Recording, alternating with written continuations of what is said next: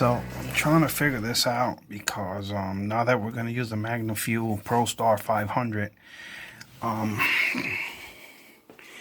these Holley cheap regulators, they work fucking great because everybody does still use them today. They're cheap, but I'll tell you what, man, I ran 10 O's without a problem, and I know there's people running a lot faster than that with them. You know, but the problem is that now we're going to mount this Pro Star 500 and we need good regulators. So I do have two good regulators, but now the situation is making them work. So the one in the back is for the nitrous solenoids, the fuel nitrous solenoids. Those are going to work perfect. I got that all pretty much figured out. This line right here, we got to cut and put a fitting on there for an 8 there. It's going to go into an 8 here, which this is going to be here right in the center. It's going to sit right here. That line that's down there, see that line down there? That line is going to go on the other side of the fuel block, fuselage. So that's going to hook up to that nail right there. You can't really see. Let's see, it's right there, to that nail right there, which is going to be the main feed. So one pump is going to feed the carburetor and the nitrous solenoids at the same time, because this is a 2,000 horsepower fuel pump, 33 psi coming out, regulated down to like 22 with a bypass return. So I think it's going to be fine. So this is going to be the new setup, because I do want to put a better pump on here. I want to make sure I got enough fuel for the nitrous and the motor. So you never want to play with your fuel system. You want to make sure you got more than adequate fuel for your playing around. So still got to figure this one out here though, because I'm not going to be able to use these direct lines that used to go to the old Holley regulator, because this here is different. This is a 4, I think, a straight 4 with an O-ring, a 6 with an O-ring, and this is pipe thread. So I'm gonna have to scrap that, and we're gonna have to make 2 new lines from here to there, from here to there. That's what's gonna happen here. But I could pretty much say we almost got this down packed. So then I got these 2 fittings coming, because I went today, I bought the 2 for this regulator. They're on already. So I need 2 for here. We have that 10 O-ring to a -8 here.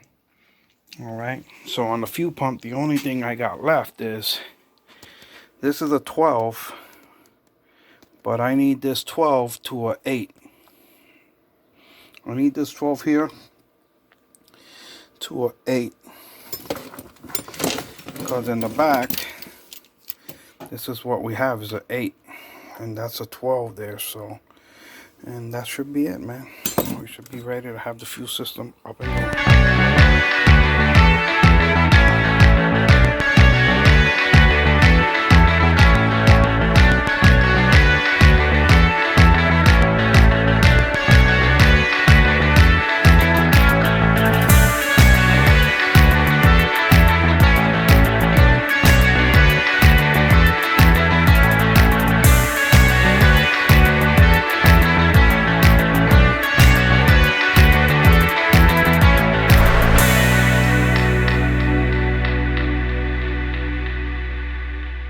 Okay, I'm at it again. Again, we removed the blue fuel pump. Okay, because I had to actually put this one back. If you saw the other videos, the Magnum fuel ended up leaking. So we did rebuild it, and I just actually mounted it right back up. So we have the Magnum Fuel Pro Star 500. It's back on. Okay, we did all the regulators up front. And now we're going to test it. I'm waiting for my kid to get here. And we're going to power this up and see if it's noisy and if there's any leaks. So we have a lot accomplished here. We actually were able to use the Magnum Fuel regulators. Finally mounted them. I had bought them a while back. with a fuel log, all right, because they both came mounted on that blue fuel log that's there, if you can see in between those lines. See that right there? So both these regulators were built on there. The reason I didn't keep them together on there is because I kind of like this feature here. I like how this is set up here, that right off the regulator goes right to the carburetor. So I didn't want to change that, so that's why I had to separate them. But I am using the fuel log, okay? One pump, because it's the Magna Fuel 500 that we put in the back, is actually feeding that fuel log, which is feeding that regulator, which is for the nitrous solenoids. And then the line comes out of the fuel log, feeds this regulator for the carburetor. But now I'm having an issue. The readings aren't stable. They're going up and down. They're fluctuating. When I turn the pump off, turn the pump back on, they kind of meet their mark, their settings, but then they change again. So I do know that is that we may need a return for that regulator, because that's the regulator that's actually not reading properly. Okay, this one more or less, I get it at 7, but then it'll go down to 6, and then sometimes it goes over 7. So this one's a little close. Now the Magna Fuel 500 Pro Star does have a bypass return that goes back into the tank, which kind of should eliminate a lot of this fluctuation with the gauge, but it's not. So I am going to go ahead and separate these two regulators. In other words, I'm going to continue to use the Magna Fuel Pro Star 500 in that fuel log, which is going to feed this regulator and keep it for the carburetor. Now, my other plan is, which I was told by a nitrous guru guy, somebody that's really good with nitrous, he wants me to mount this 1-gallon tank right here. He wants me to mount this 1-gallon tank right here and put a separate fuel pump for the nitrous. Now, that's how I used to have it before, but I used to have 2 pumps in the rear of the car. So on one side I had the carburetor fuel pump, and on the other side I had the nitrous fuel pump. But he's suggesting that because of G-forces, okay? I do believe, not that this car is nowhere near where G-forces are going to affect the fuel, but it does make kind of sense. It's a lot less plumbing. I don't have to run a line from the front all the way to the back.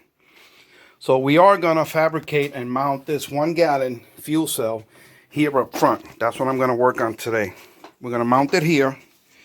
All right, we're going to have to drill 2 holes there and put 2 long screws and get it bolted in place there, because it actually fits perfect here. And then what we'll do is, from those fittings down there, we'll run maybe a hard line and run it up on the side of the front of the block here, and maybe go under the intake. I got to figure out how I'm going to do that, because we need to get to that fuel regulator back there. We need to feed that. All right, so this is what I'm going to do today. Let's see how this turns out. This should be very easy, because it's really just 2 holes I got to make there and put 2 long bolts through these holes here. I mean, they have, the guy I bought this from had this, which was a quick disconnect, you know what I'm saying? It goes through here and then through the hole, and whenever he had to remove it, he will remove it. But I actually want it firm. I don't want it flopping around. I want it to stay stable and stay in place. You know, I don't want this moving around. So we are going to go ahead and we're going to have to measure. I already put like 2 marks there where I'm going to drill 2 holes going through the other side and get 2 long bolts and mount that fuel cell there first. After I do that, then I'll find a spot maybe on the bottom of that, somewhere down there, and put the fuel pump, because we want the fuel pump lower than the fuel cell. So this doesn't stop, man. You know, I got all this plumbing here done. I got the Magna fuel pump up and running. We rebuilt it. I don't know if you've seen my previous video, but the Magna fuel pump was leaking. So I ended up installing, rebuilding it, putting a kit in there with the pump vanes and everything on there. And that's working out. Last night we started it up, tested up. and there was no leaks. But now we're going to continue today and try to mount that fuel cell over there in that corner, and then the fuel pump. Another thing I'm going to do is, I kind of like don't like this right now. Okay, those things are going up from those regulators because I have my fuel gauges on the hood here. I kind of like don't like the way that looks. When it comes down, those lines got to fold like that. See that?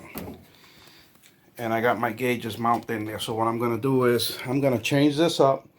I'm going to buy the fuel pressure isolators and run that fuel gauge inside of the car and keep the fuel on the engine compartment side, and then use that 50/50 antifreeze that's supposed to be on the other side of that fuel pressure isolator.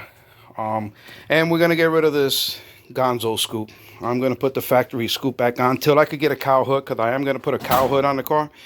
But for right now, we're going to be able to eliminate that and get rid of this thing, which worked. Let me tell you something. This thing worked. It worked really good. This car ran really good with that scoop on there.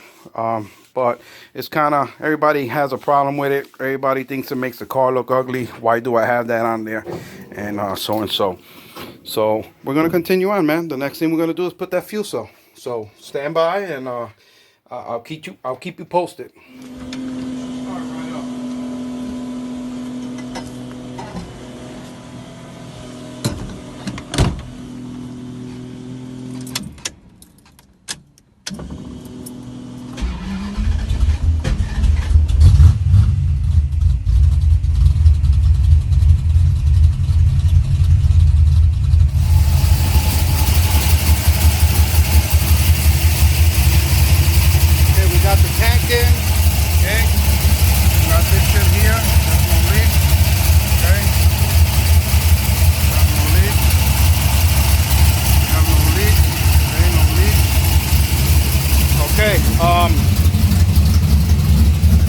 So I'm gonna go in the back and let's try the rev limiter, okay?